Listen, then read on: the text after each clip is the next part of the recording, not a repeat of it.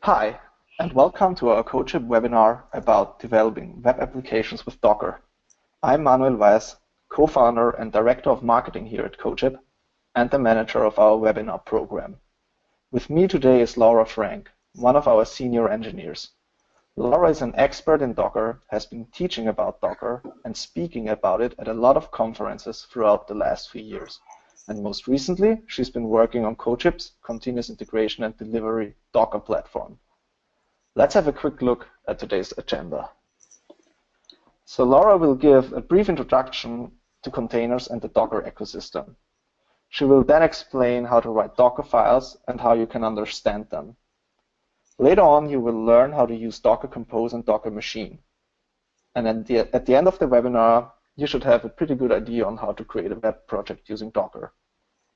Throughout Laura's talk, we will collect questions, which we will answer in a 20-minute Q&A session after Laura's presentation. You can also ask questions or share your thoughts on Twitter with the hashtag DockerWebAppsWebinar. I also want to let you know that we are recording this webinar, and I will email you the video and the presentation slides in the next few days. Okay, let's get started. I'm handing over to you, Laura. All right, thanks, Manny, and thank you everyone who's taking probably your lunch break to learn a little bit more about Docker and the things you can do with containers. So as Manny said, we're going to cover quite a few things related to containerization and Docker specifically. So we'll go over the Docker ecosystem, talk about how to write a Dockerfile, creating Docker containers, working with Docker Hub and Docker images, and then I'll give you some concrete live demo examples of actually using Docker to create a web project. Throughout the presentation, I'll be showing some code, some things I'll be talking about a little bit more abstractly. And if the code examples that I use, maybe they're not the specific language that you use, I want to emphasize that what you should take away is the pattern and not the solution that I'm presenting. So it might not be exactly your use case, but the pattern will remain the same. So that's what you should really be focusing on. So let's just jump right in to an introduction to containerization. And chances are, if you have been learning about containers, working with containers, you've probably been using them within the context of Docker.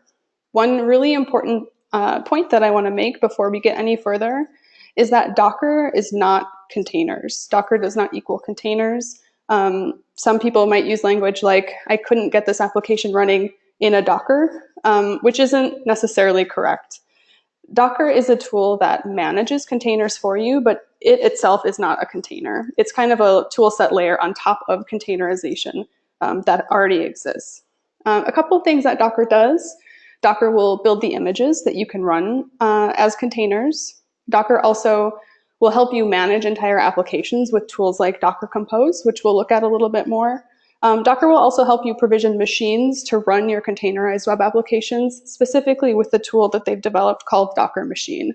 Docker Compose and Docker Machine are two tools that we will look at today, along with the general idea of a Docker container. And if you're still a little confused as to what a container actually is, or maybe you actually haven't heard of containers at all, that's fine. We're going to start at the very, very basic level of what containerization is. You can think of a container as kind of like a virtualization layer. Some people compare containers to virtual machines, which is a good way, if you're not familiar with containerization at all, to kind of map it one-to-one with something that you already understand. I think it's maybe a little too simple to the point where it's a bit misleading about what a container actually is, because they're fundamentally different from virtual machines. Containers are basically just self-contained execution environments. It's essentially just a process, an isolated process. The difference is that a container can share the kernel of the host system, but kind of on the opposite and what might seem contradictory is that they can share the kernel but yet maintain isolation from other containers. Because they're so small, because it's basically just a process, these containers have very fast boot times and low overhead to get up and running. So in your development workflow, if you're spinning up lots of virtual machines frequently, if you were thinking of, instead of running your database in a virtual machine, running it in a container, some of the benefits you'd see from containerization is that it's going to be a lot faster. It'll take you less time to run your database in a container than it will in general to run it inside of a virtual machine. And to point out the differences between containerization and something you might be more familiar with is, running an application in a virtual machine, we can look at this kind of very, very, very simple diagram that I've made. So this is an application with 3 services. This is what it would look like on a traditional or typical virtual machine-based infrastructure. So at the very bottom, in dark blue, the infrastructure is sitting somewhere in a data center, in your parents' basement, anywhere. On top of that infrastructure, of course, we have a host OS, and then we have a hypervisor. And we can think of each of these light blue columns as a single virtual machine. So each service is kind of isolated inside of its own virtual machine. Of course, on that virtual machine, you need to have a guest OS. You need independent libraries. It doesn't matter if service 1 and service 0 are the same. They still have to have their own copy of libraries. There's no sharing. These are totally independent things. In the containerization kind of world, it looks pretty much the same, but with a couple differences that are pretty important. So we'll take away the guest OS and we can take away the hypervisor. And instead we'll introduce something called the container runtime engine. This is the level at which Docker operates. So this is, of course, not a one-to-one scale. There's different time-space considerations for things that were removed and changed around. But in general, you can kind of think of the container runtime engine inserting itself in this layer and sort of taking the place of some other things. We still have all of our services intact. They still have isolation from one another. They're just sort of running in a different way. And if you're a little worried or apprehensive about getting started with containers because they seem more complex than something you're comfortable with, perhaps provisioning a bunch of virtual machines, that's totally understandable. But once you get comfortable with containerization and specifically using Docker in your development workflow, you can greatly reduce the amount of time and space needed to run your application. And the main point about why containers are good to use in development is that you'll spend less time provisioning, rebooting, fighting with dependencies, and more time building what you want. As I said before, containers are pretty fast. They have low overhead, while still maintaining the isolation that you want. You don't want a mistake in one service to kind of hose your entire development workflow, and that won't happen with containers. So it's an easy way to kind of become a little bit more productive in your development workflow, but it does have a little bit of front-loaded setup time just to get yourself familiar with the tools, the processes, and get everything going. But that is what I'm going to help you work through today. And one way to get really productive really quick with containers is by using Docker.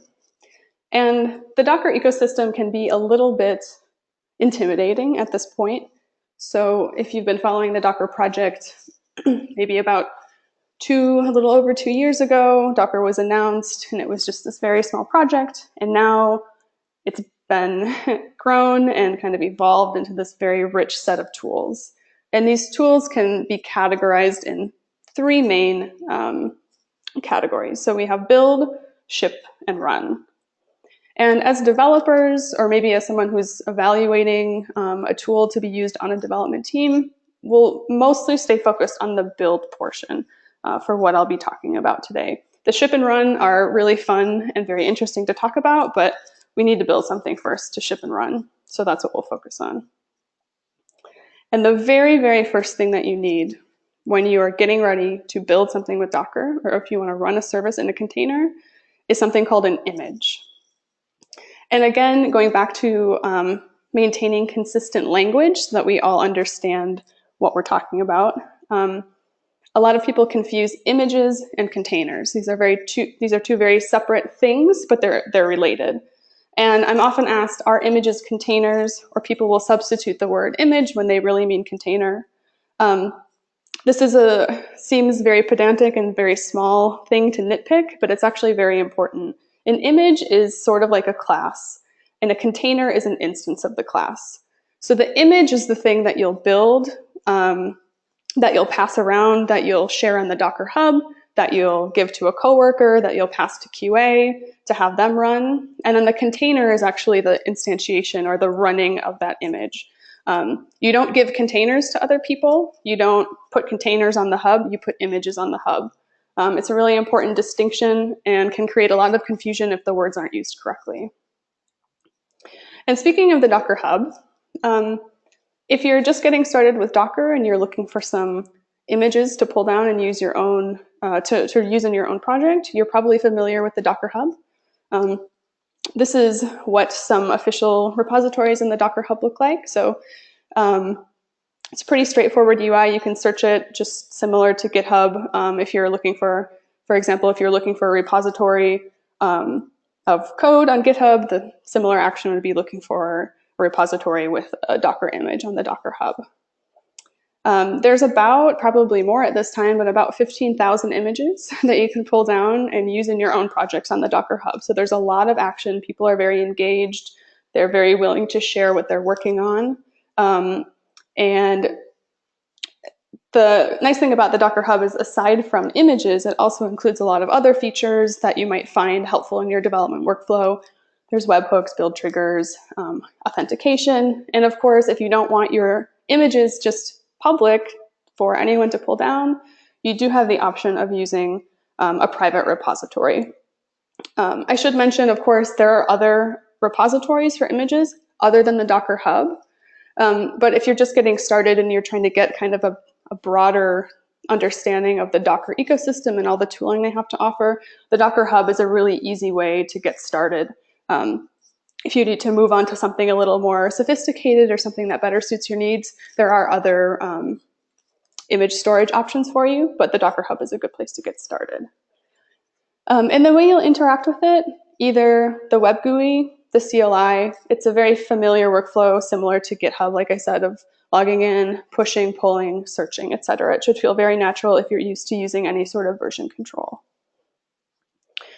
And you might be thinking that 15,000 images seems like a lot and maybe a little bit chaotic, and it can be at times. There are a couple different styles of writing Docker images, and therefore there are different types of images available on the Docker Hub.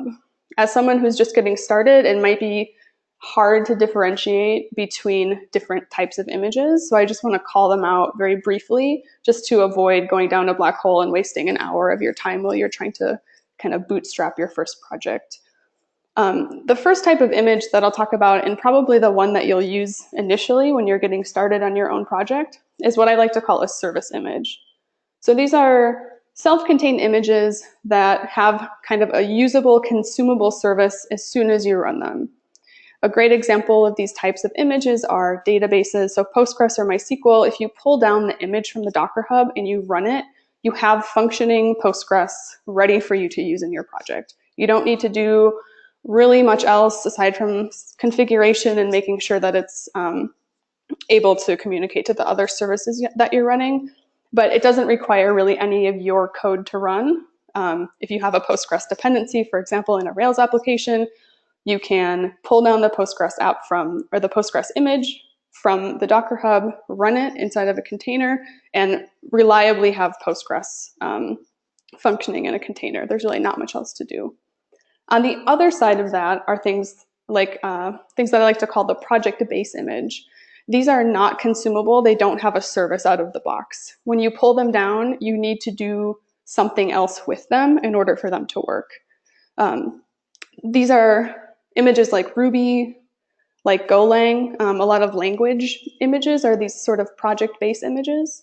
And we'll learn more about base images when we go about constructing our first Dockerfile.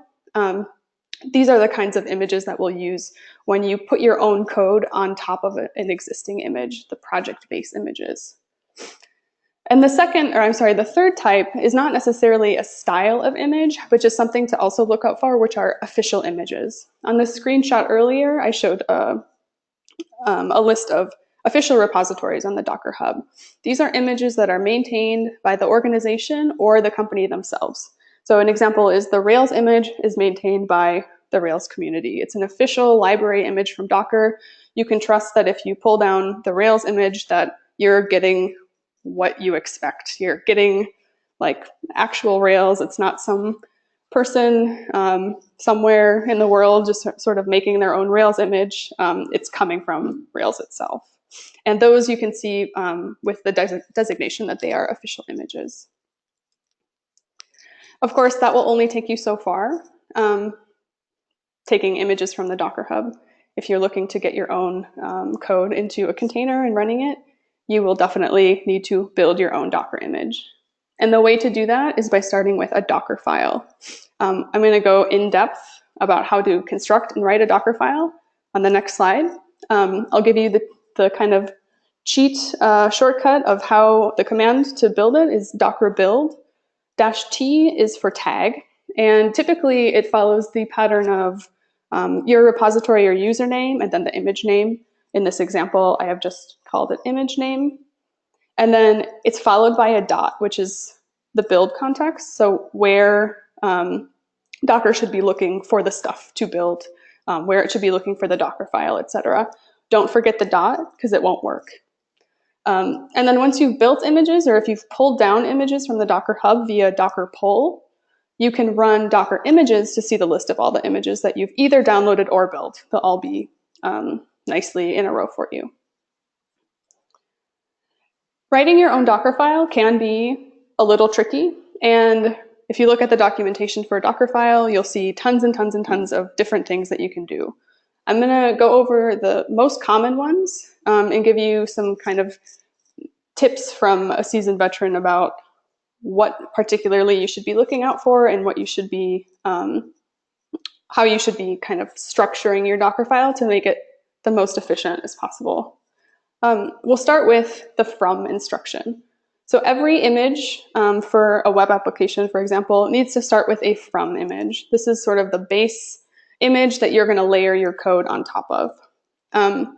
For the examples throughout this presentation, I'm going to be using Rails, just because Ruby and Rails seems to be something that people have at least some passing familiarity with, or the syntax isn't too hard, that it's not too hard to read during a presentation. Of course, if you're using some other framework or some other language, this still applies. Again, it's the pattern of having a from image, a base image. In this case, we're starting from Rails version 4.2.4. Notice that the version number is denoted by the colon tag. The really nice thing about using Docker, specifically when you have lots of dependencies and maybe different version dependencies, is that the versions get set in the Dockerfile. You don't have to manage them somewhere else. So if I wanted to update to a newer version of Rails, I would simply just change the tag in my Dockerfile rather than having to run some kind of update script. That would in turn pull down the newest Rails image from the Docker Hub and then run the rest of the commands on top of it. So I can always be sure that I have the exact version that I want. The next thing isn't super important for functionality, but I think it's a really nice thing to have, and you'll see it on most of the images on the Docker Hub. If you look at their Dockerfile, which is maintainer, just kind of showing that you're the one who did it, and if people have problems or they want to yell at you for something, that they can just email you. Run is probably the most common command that you'll see in a Dockerfile. It simply tells during the build process to execute this command. So in this case, we'll make a directory called var app. It's just going to execute that make dir. That's all it does. The next thing is really important. It is specifying a working directory. So instruction is called workdir. I'm going to set my working directory to the directory that I just created. Docker, the image build process, uses a write on copy file system. So each of these instructions is sort of layered on top of the one that came before it. And to that point, everything is top down. And we'll see why this is important in a little bit. I need to set a working directory to tell Docker that from now on, now that I've declared this working directory, all of the commands that I give it should take place within that directory. So if I hadn't specified workdir, it would still just be in the root directory. Since I made the directory and I'm going to be using it a little bit later, I want to make sure that everything's happening exactly where I want it to. And then finally, I'm going to copy my gem file into this directory that I just created. I'm going to use the run command again to run bundle install. And then a very important thing at the end of a Dockerfile is a command. This is the command that will start your container. In this case, because this is a Rails application, I want to start it with Rails S or Rails server if you're not familiar with the shortcut. A very small tip for those of you who are Rails developers, make sure that you bind to an address, specifically when you're using Docker for development and using Docker Machine and Docker Compose. Otherwise, you won't be able to see it in your browser. So just starting a server, binding it to an address. And that's basically all I need to get my Rails application running inside of a container. If this seemed like a very quick overview, don't worry, we're going to spend a lot of time in a live demo in just a little bit.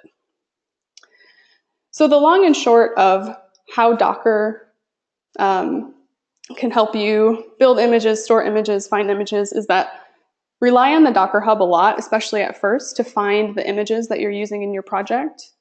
You can, of course, also write your own Dockerfile. And then once you have images, you can use a tool called docker-compose, which is, of course, another tool created by the Docker team to build that application and to stitch them all together. Docker-compose just takes a basic YAML file, which is a kind of a manifest of all the services you want created. Apologies if the screenshots may be a little blurry. So in this case, I have a Docker-compose file with 2 services, a MediaWiki and a MySQL.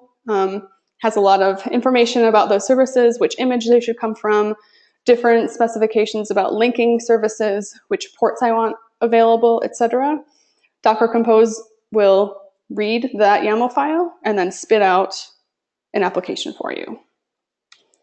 And if it sounds too good to be true, I assure you it's not, and we're going to look at it right now once we get started with actually building an application with Docker, using Dockerfile, Docker-compose, and Docker Machine. Of course, one thing, very important thing that I haven't addressed yet is how you actually install Docker and get it working on your, on your machine. And if you're familiar with the Docker project, or maybe have been tinkering with it a little bit, you might have heard of boot to Docker, and there's still lots of blog posts, lots of documentation, lots of other assets floating around the web that reference boot to Docker and encourage you to use boot to Docker. It was great, but it was, and it no longer is. It has been deprecated, and the new thing that you should be looking for is called Docker Toolbox. Docker Toolbox will give you a bunch of Docker projects as well as VirtualBox, and will help you to set up a development environment if you're using Windows or on a Mac. Just announced, I think at the last DockerCon, is that Windows and Mac now have, I think, one-to-one parity in terms of Docker Toolbox. So Docker Compose, actually my slide is wrong because now it does work on Windows. So if you're on Windows or on a Mac, you can use Docker Compose, doesn't matter. If you're an old boot to Docker user and you're looking to maybe pick Docker back up again or do some more tricks and you don't want to give up your old boot to Docker VM, you can migrate it to a new Docker Toolbox Docker machine. Check the docs, it's not super hard, but you can do that if you had used boot to Docker in the past. All of this, of course, is available at docker.com/toolbox. So a brief overview of Docker Machine. It's really pretty simple. Docker Machine is just an easy way to spin up development and testing machines from your local command line. With Docker Machine, you can run virtual machines either with VirtualBox, or if you pass in an API key, you can spin up a machine on DigitalOcean or AWS or some other providers and interact with it right from your local command line, which is really, really nice during development. For example, at Codeship, sometimes I'm developing and I'm just using a VM via VirtualBox, but then I want to test something and I want to have like the most deluxe box on DigitalOcean because I want my tests to be super, super fast. So I'll just go on Docker Machine, spin up a super big VM, run my stuff, and then shut it down. It's just that simple. It's really, really nice for development workflow and developer productivity. One thing you have to do, and if you don't do this, you'll get an error message telling you that you have to export a couple environment variables of your Docker machine, and you can just do that by evaling the env of whatever machine name. So you can say Docker machine env, whatever machine name you have, and you'll get things like IP address, et cetera, et cetera.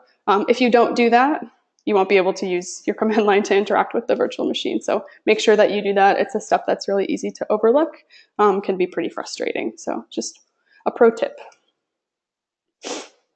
Of course, we get to this point and we have Docker installed and we have our Rails application and we're ready to kind of get started with Postgres and Rails, and we want to stitch everything together. And we're going to do that with Docker Compose. A big question, maybe some of you have right now, is how, if you're running two isolated containers that are part of the same project, how can you get them to interact with one another? On top of that, Docker is yet another level sort of abstraction away from you as a developer.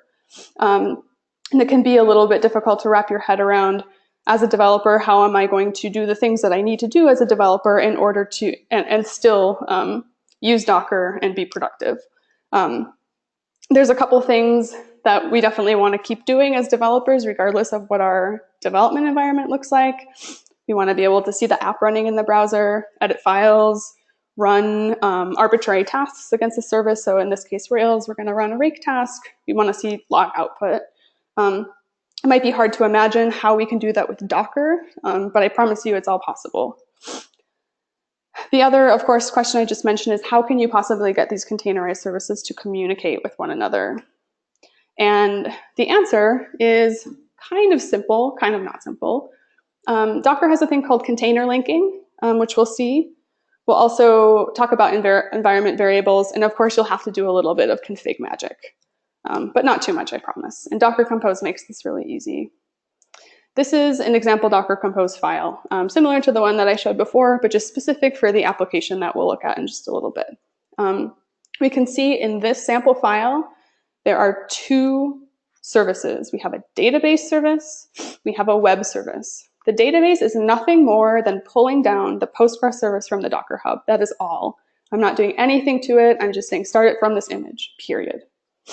The web service is a little bit more involved. This is my actual Rails application, and I want to build it from the Dockerfile that we went through just earlier.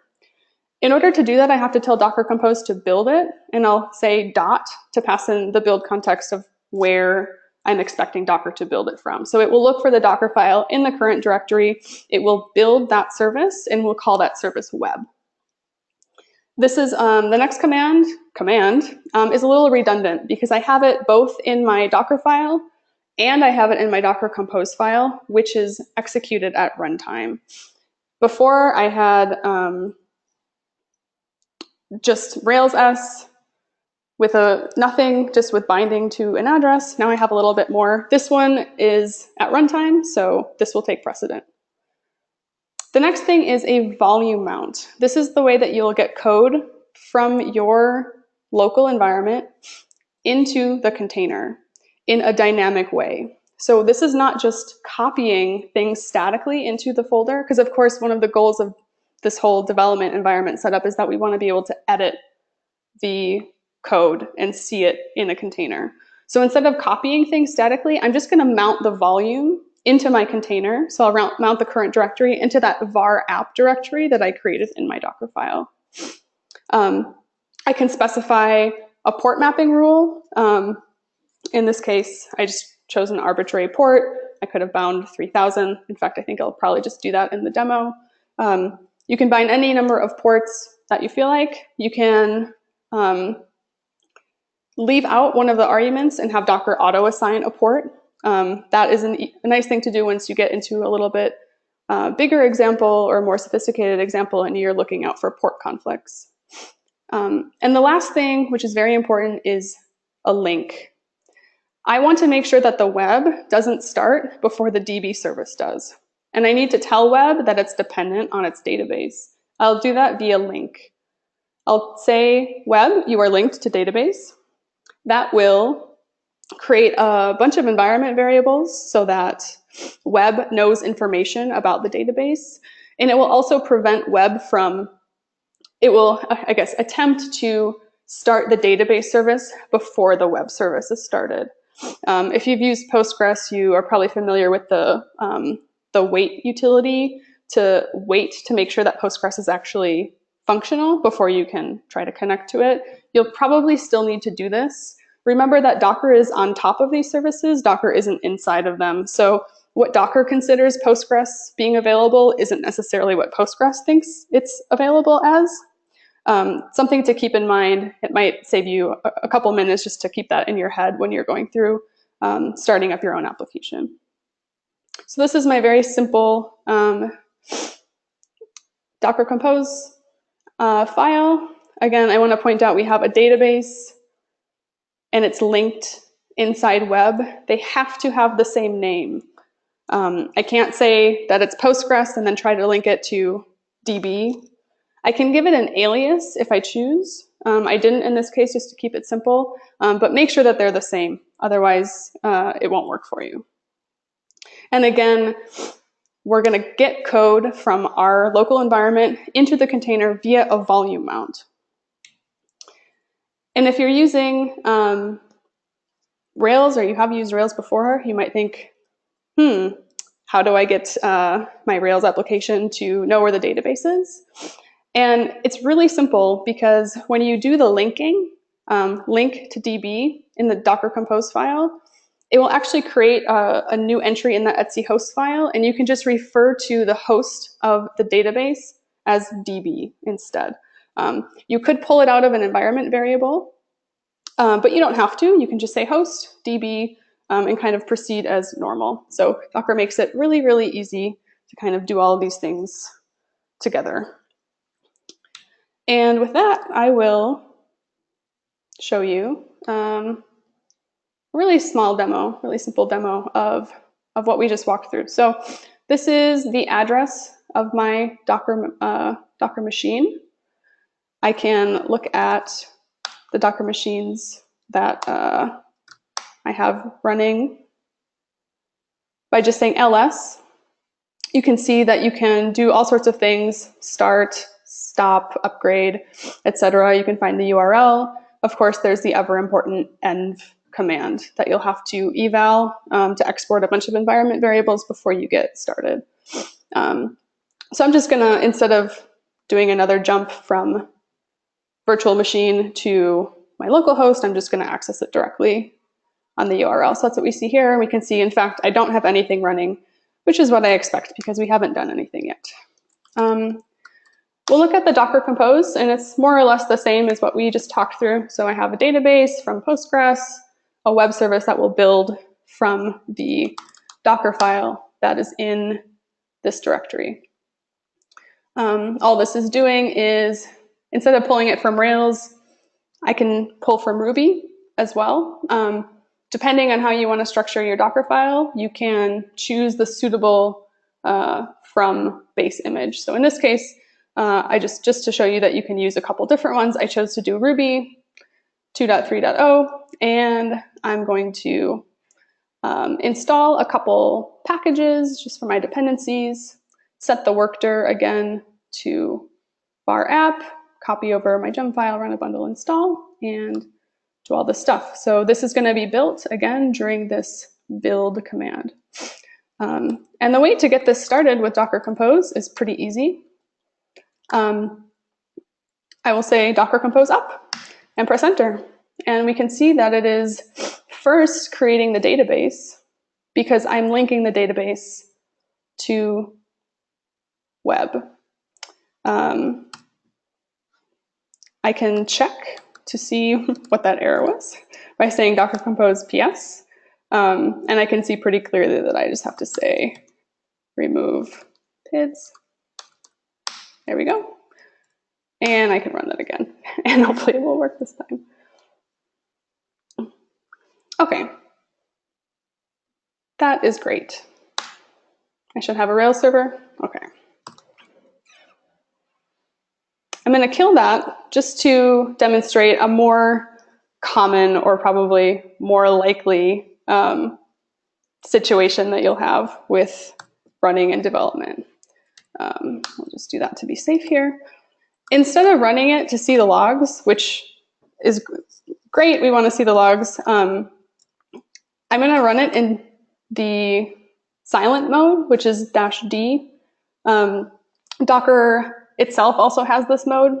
If you're running things like Postgres or some dependency where you don't necessarily need to see the logs all the time, I recommend using this quiet mode just because it makes your life a little less chaotic. This will just start the things. I won't see the log output, but if I want to, I can use the logs command right here if I want to see the output from containers. So I can say docker-compose PS to see the processes, and I can see that both of them are up, which is great. I should be able to reload this and see that I have my application running just fine. One thing that you might need to do, of course, is when you're working, you'll add new models, different things, need to change something in the database. You might need to run an arbitrary command against your service. I can't just type Rails blah, blah, blah, because Rails is not running on my local host. I have to run it through Docker Compose. And the nice thing about Docker Compose is that it lets you run arbitrary commands by saying Docker Compose run. In this case, I want to run it against my web service. I'm going to show you an example by just creating a new scaffold in Rails. So again, I can't type it just in my local terminal because my Rails process is actually inside of a container. But Docker Compose lets you run that command against the container. So we'll say docker run web, the name of my service, and we'll just generate, new scaffold of user with a name that's a string. And we should see all the output from that command, which is great. And then we need to run yet another step.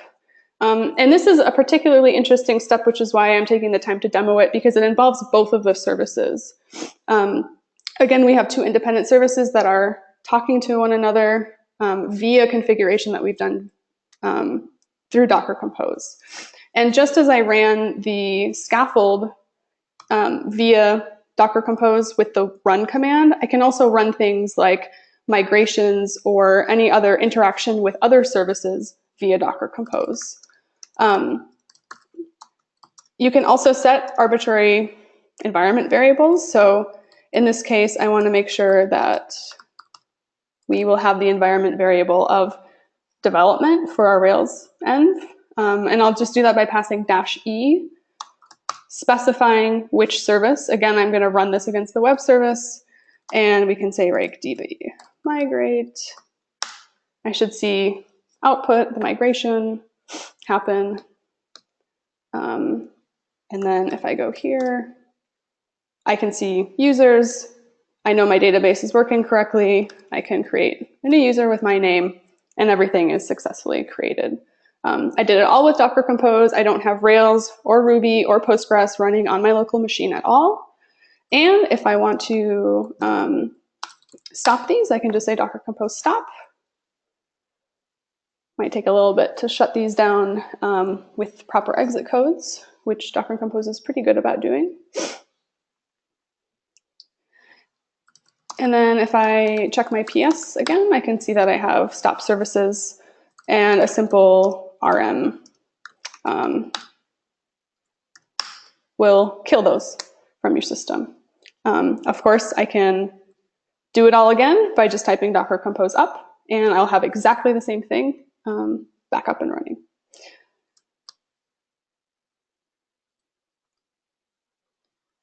So we'll go back to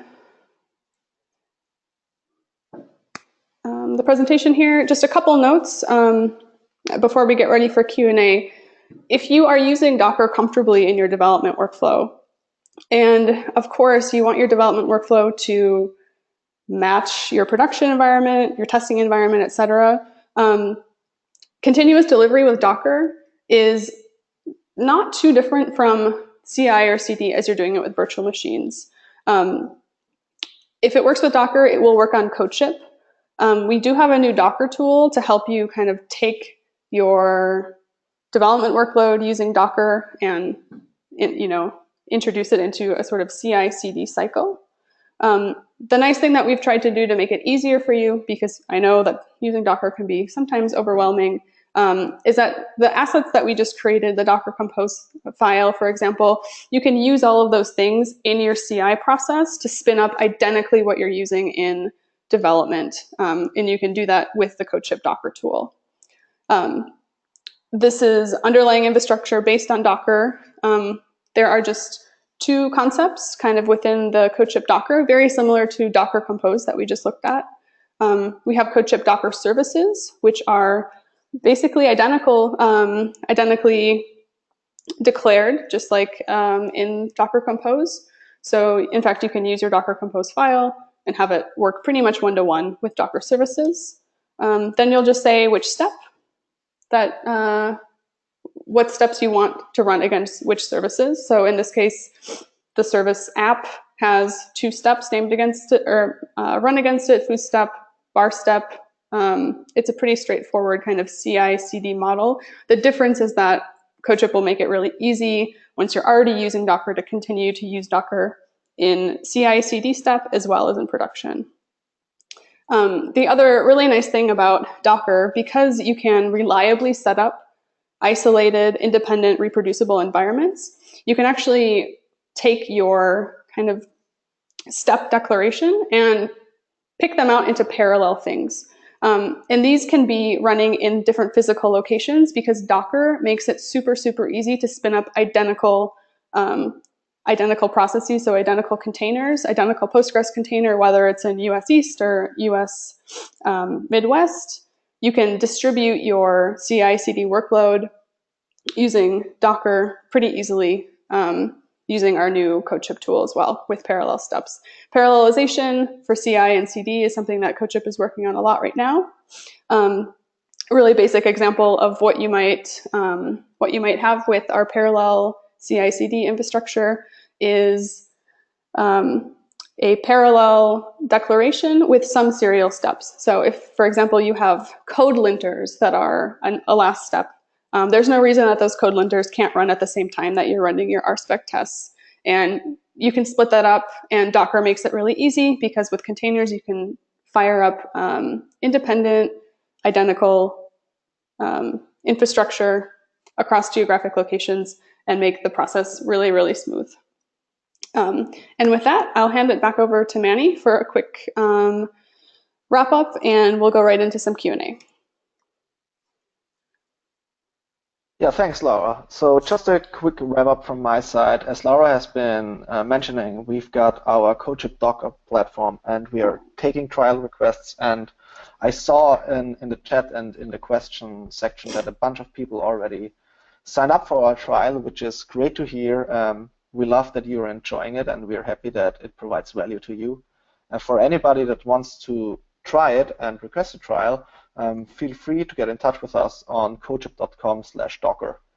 And I'm also happy to announce that we've got another webinar coming up pretty soon on January 21st, which will be about continuous delivery and feature flagging. And you can sign up for that webinar at the mentioned page. Laura also talked a lot about getting started with Docker today, and if you want to learn more about Docker, the basics, and get step-by-step guide, you can check out our free Codeship resources, which you can find on codeship.com/resources. But that's enough for me now. I'm handing over to Laura for the Q&A session, and I just want to make sure we have about 20 minutes for this. If we run out of time and cannot answer any questions right here in this webinar, feel free to tweet to us, and then we will respond there. We want this to be tweets so we can retweet them and other people can benefit from the information that Laura is giving. Back to you, Laura. All right. Thanks, Manny. So again, yeah, if you do have questions, you can hit us up on Twitter.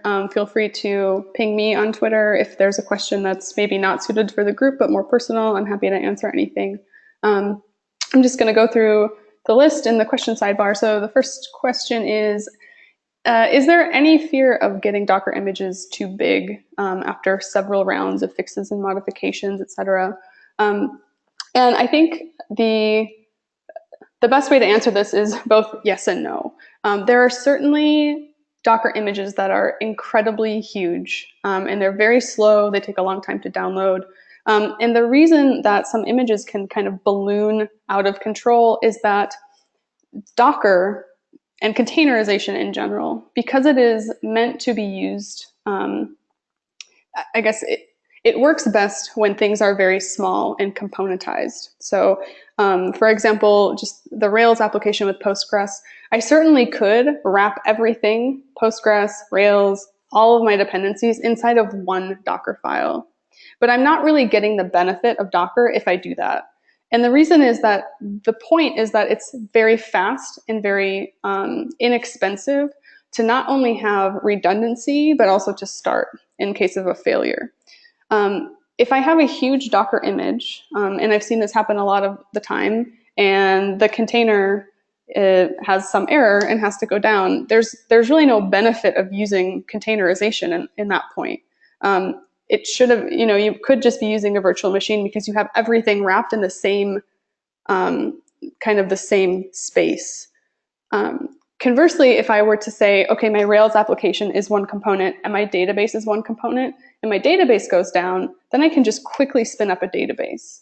And the reason that, to get back to the question, that some of these Docker images get very huge is because the architecture of the applications that some people use in conjunction with Docker maybe isn't the best fit. So Docker is really good for things that are more kind of service oriented, because they allow you really low overhead and a high service density on your infrastructure. You can have many, many services on the same infrastructure and it can cut your costs down. But if you're going to have everything in the same big bloated Docker file, then yes, of course, things will get too big and you won't really get the benefit of Docker. So I hope that answers your question. There's one question, let's see, can storage be shared amongst instances of a service? In persistent storage, shared storage is a huge topic in Docker. You certainly can use mounted volumes as a way of shared storage. Docker has introduced volumes as sort of a top level entity. So you can say Docker volumes and get a list of volumes. Similar to the way that I mounted my code into the container via a volume, you can also use something called volumes from, which is specifically designating that you have a data volume that should be mounted into this container from some other location, some other container should be used as the data volume. So for example, if you have 4 Postgres instances, you might want to have a centralized data store for all of them. One thing that I didn't talk about in my my demo is that once I kill that Postgres container, of course, all of my data goes away. So you want to be sure, not just in the case of storing things in a shared way, but also sort of persistent storage, that you're taking care to make sure that you are backing things up to external locations or using some kind of persistent storage in the same way you would with any type of virtualization, not necessarily specific to Docker. But short answer, yes, storage can be shared amongst instances, and also check out Docker volumes from for shared data storage for maybe a better solution to persistent data. Are containers ephemeral? If I spawn a container from an image and the container mutates state, where should the container be stored or backed up to? Yes, containers are ephemeral. They are just processes. So if you have a container running and the container is killed, like I said, with a database, everything is gone. So don't expect that anything in a container, unless you have explicitly made it so, will be preserved. Expect everything to kind of just evaporate into the ether. That is what happened. Especially with databases, that's something to keep an eye on, because I've definitely had some conversations with some people, specifically personally, that have not taken care to do that, and you end up in a pretty bad situation. What is the difference between run and command? This is related to the Dockerfile instructions. So the run instruction in a Dockerfile will just execute any command, any sort of executable command at any point inside of the build process. We see this in making directories, running apt-get update and apt-get install, etc. Command is specifically the command that starts the container. That's the process that when your container starts, that's the process you want running. In the case of the Rails application, specifically, I wanted the container to start with Rails S. If you don't specify a command, you will more than likely not be able to specify, or more than likely not be able to run the container. You have to have a command to start the container with. There's something that's similar to command that you might see in documentation, also called entry point. Entry point and command are very similar. They have subtle differences that I won't get into right now, just because it's kind of beyond the scope of how in-depth this webinar is designed to be. But there are some really good blog posts comparing command and entry point. But the short answer is that command is the thing to start your container, whereas run can be used arbitrarily any point in the build process. Also related to the Dockerfile instructions, when we say copy, where is the source coming from? So copy will just simply copy whatever file path you give into some arbitrary path inside of the container context, inside of the image during the build process. In my case, I said copy gem file, which is talking about the actual gem file in my local code base. So the same directory that the Docker file is, there was also a gem file. So I'm saying that specific gem file inside of the build context, inside of exactly the same directory where my Docker file is being copied into the directory that I specify inside of the container. There's also a command called add, and add and copy have very, very similar functionality. Add, however, does a couple extra tricky things that you might not be expecting. It will, if I can recall correctly, untar some compressed files. You can also use add to fetch from remote locations. In general, you want to use copy. Unless you have an edge case where you really need add, use copy when you're trying to get something statically, for example, your own code into the Docker image that you're building.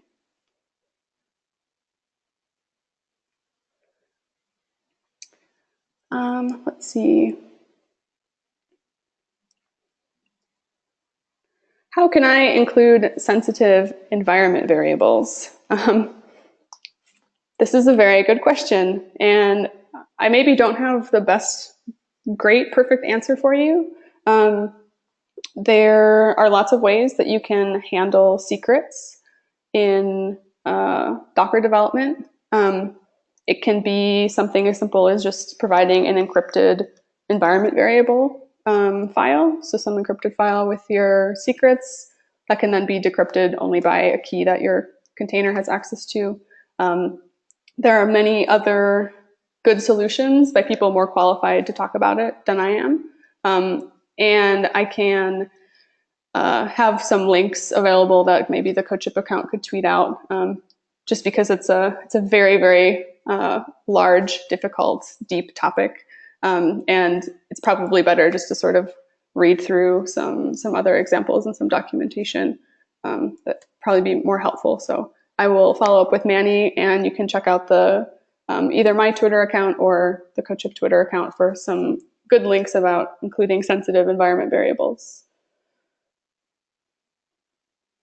Do do you know of a hosting service that will simply run Docker Compose instead of requiring you to learn Tudum, Kubernetes, etc.?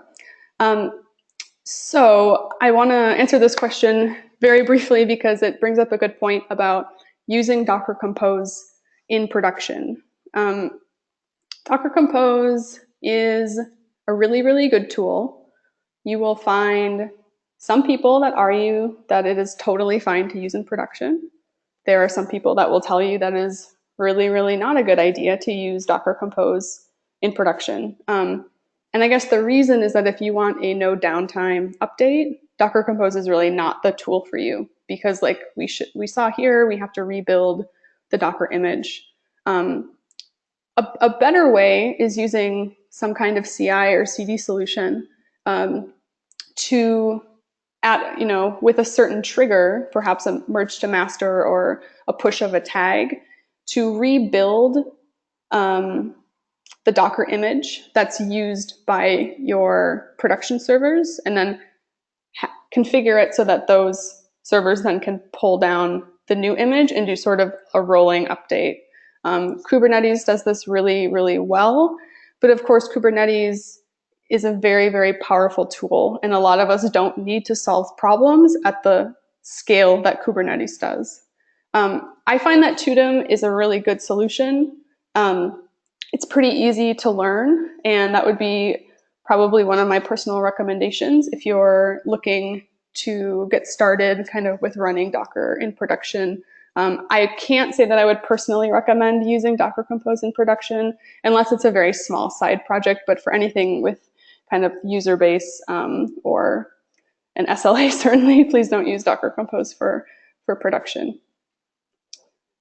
And I think we have time just for one more before our time is up. Really quick question about installation. For Docker on Linux, there is nothing special to set up. That is mostly true. You can use, if you're on Linux, and I apologize for not mentioning this in the talk itself. If you're on Windows or Mac, you should use Docker Toolbox. If you are on Linux, you can install Docker using the official packages. If you just go to the Docker documentation and look at the install instructions for Linux, you can just quickly do it. The reason, of course, for those of you that maybe don't know the background or inner workings of Docker is that Docker is designed to work with the Linux kernel. So if you are running an operating system that is not Linux, you have to somehow run Linux. Usually that's via a virtual machine, which is why Docker Toolbox exists, just to make it a little bit easier. So with that, we are out of time. I will definitely have the slides available to you, and the recording will be available via email next week. Big thank you to Manny, and a big thank you to all of you for taking time out of your day to learn a little bit more about Docker. And if you have any questions, please feel free to ping us on Twitter. We'll be happy to answer anything else. Thanks a lot, and enjoy the rest of your day.